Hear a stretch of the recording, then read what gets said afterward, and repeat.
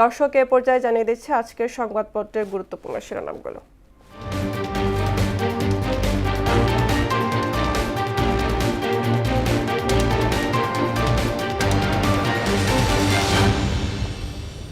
প্রথম আলো শিরোনাম করেছে, সরবরাহে ঘাটতি নেই, তবে আসেনি জরুরি তেল, জ্বালানি পরিস্থিতি।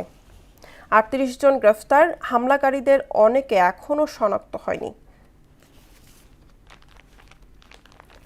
দৈনিক ইত্তেফাক শিরোনাম করেছে, হাওরের ক্ষতিগ্রস্ত কৃষকদের ৩ মাস সহায়তা দেওয়া হবে বলছেন প্রধানমন্ত্রী।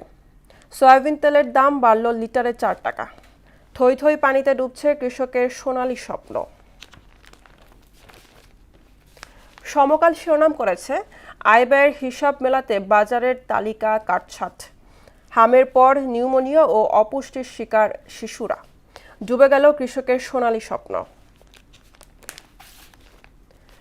বাংলাদেশ প্রতিদিন শিরোনাম করেছে, আন্ডারওয়ার্ল্ডে ক্ষমতার লড়াই। পুলিশ খুঁজছে 2 কিলারকে, পরিবারের অভিযোগ ইজারার দ্বন্দ্বে খুন।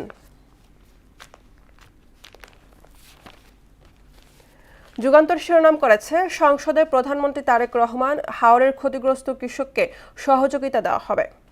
দেশ জুড়ে ঝড় বৃষ্টি, পাহাড়ি ঢলে হাওরে হাহাকার, পানির নিচে কৃষকের স্বপ্ন।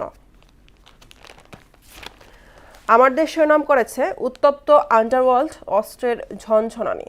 টানা বৃষ্টিতে বোরোর ব্যাপক ক্ষতি, কৃষকের মাথায় হাত। দর্শক, এই ছিল আজকের সংবাদপত্রের গুরুত্বপূর্ণ শিরোনামগুলো।